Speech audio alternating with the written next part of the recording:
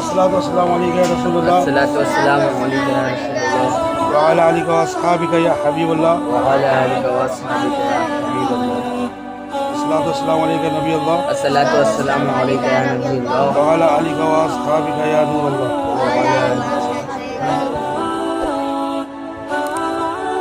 جو علماء سو بولا نا جو حاکمین یعنی بد مذہب عالم، کیا اس کی توہین بھی کفر ہے؟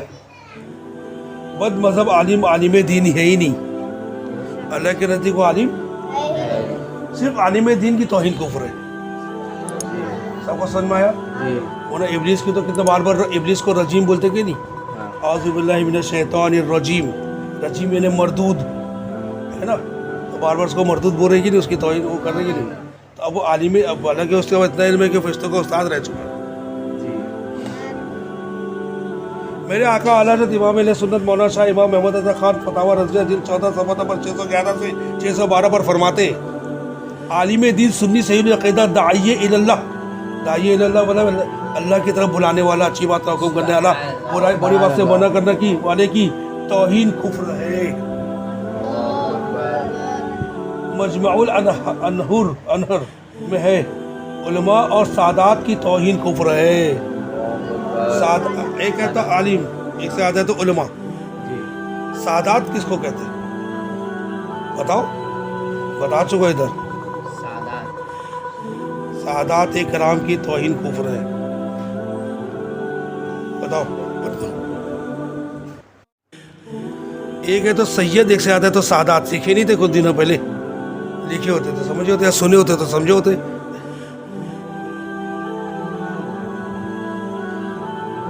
تو علماء اکرام اور سادات اکرام کی توہین کفر ہے. اور اسی میں کہ جو کسی عالم کو حقارت سے مولویہ کہے یا ملا کہے حقارت سے، وہ کافر ہو گیا. مگر یہ اوپر بتا دیا کہ واجب اللحاظ ہے، عالم وہی ہے جو سنی صحیح العقیدہ ہو. بد مذہبوں کے علماء دین نہیں ہیں. یوں تو ہندو میں بھی پنڈت اور نصارہ میں کرسچن پادری ہوتے ہیں. اور ابلیس کتنا بڑا عالم تھا، جسے فرشتوں کا استاد کہا جاتا تھا، معلم الملکوت کہا جاتا تھا.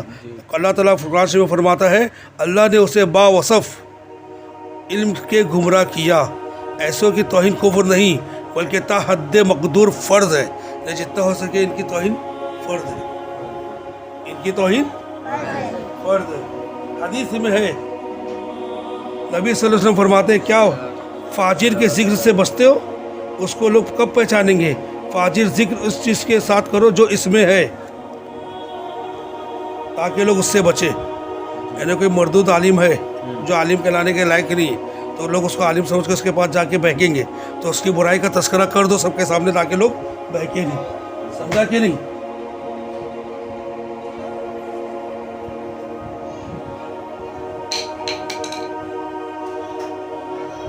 صلو علی الحبیب. سوال، اگر ایک عالم دوسرے عالم کو برا کہے تو کیا حکم ہے؟ جواب، میرا آقا اعلیٰ حضرت امام علیہ سنت مولانا شاہ امام محمد رضا خان علیہ الرحمن فرماتے ہیں عالم دین کو برا کہنا اگر اس کے عالم دین ہونے کے سبب ہے تو کفر ہے. اور عورت نکاح سے باہر، خواہ برا کہنے والا خود عالم ہو یا جاہل.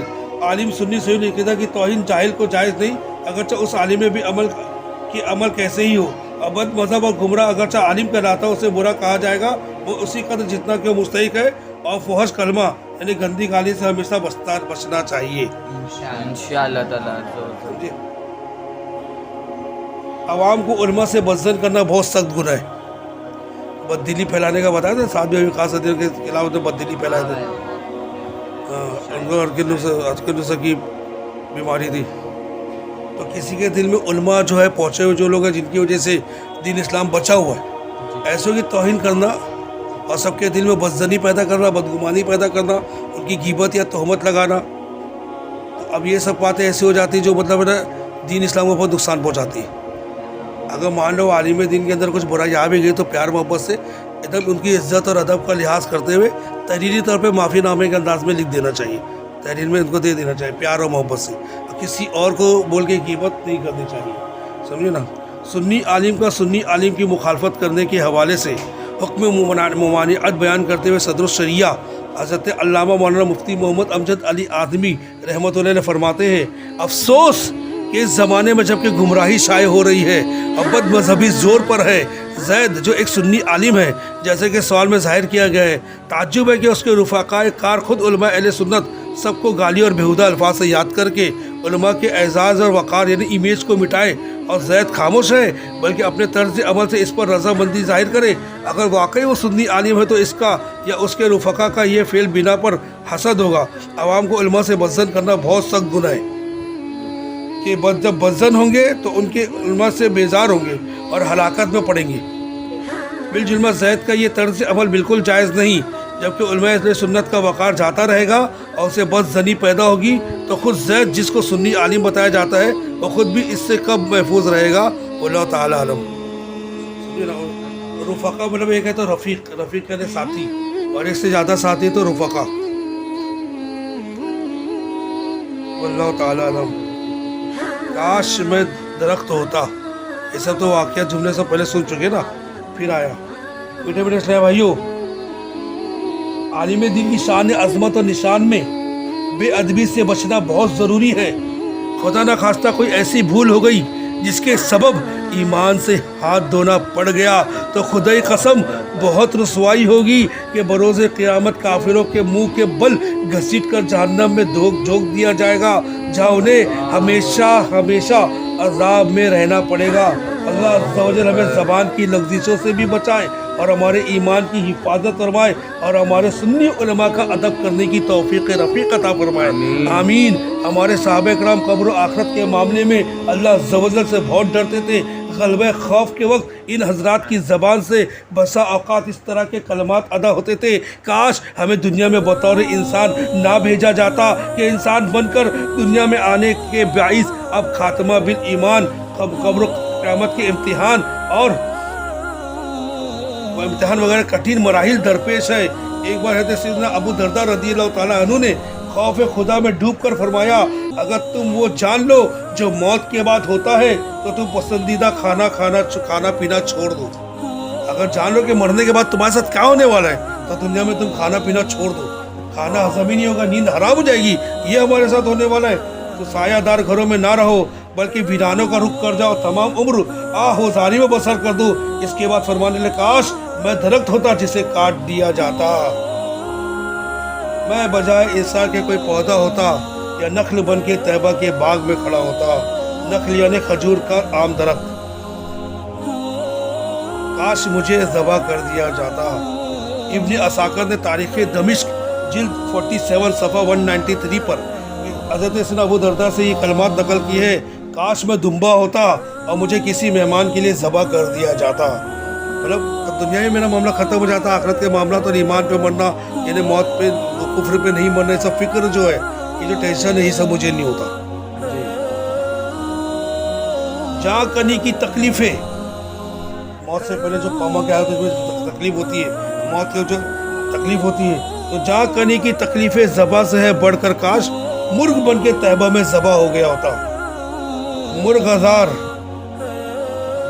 مرغزار یعنی سبزہ زار یعنی کہ ہریالی، طیبہ کا کوئی ہوتا پروانہ گرد شمع پھر کر کاش جل گیا ہوتا، کاش ریا یا خچر، کاش کھر یا کھچر یا گھوڑا بن کر آتا، کھر یعنی گدھا، خچر یعنی گدھے سے بڑھ کر کوئی، گھوڑے سے نیچے گدھے سے اوپر ایک جانور ہوتا ہے، اور پھر گھوڑا،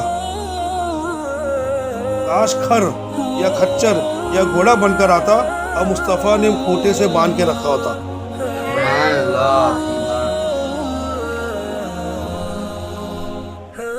جاہل کو عالم سے بہتر جاننا کیسا، جاہل کو عالم سے بہتر کرنا، جاہل افضل ہے یا عالم افضل ہے؟ عالم افضل ہے۔ تو اب سوال کیا ہے، جاہل کو عالم سے بہتر سمجھنا کیسا؟ جواب، اگر علم دین سے نفرت کے سبب جاہل کو عالم سے بہتر سمجھتا ہے تو یہ کفر ہے۔ فقہاء کرام فرماتے ہیں اس طرح کہنا علم سے جہالت بہتر ہے یا عالم سے جاہل اچھا ہوتا ہے، ایسا کہنا کفر ہے، جبکہ علم دین کی توحید مقصود ہو۔ طالب علم جو علم دین سیکھنے والا ہوتا ہے نا، اس کو طالب علم دین کے کہتے ہیں۔ تو اگر دینی طالب علم یا عالم دین کو بنظر حقارت کی نظر سے کنویں کا مینڈک کہہ رہے ہیں تو ایسا کہنا کیسا؟ جو آپ کنویں کا مینڈک ایسے کو کہنا حقارت کی نظر سے کفر ہے۔ صلو علی الحبیب صلی اللہ تعالی علی محمد صلی اللہ تعالی علیہ وسلم۔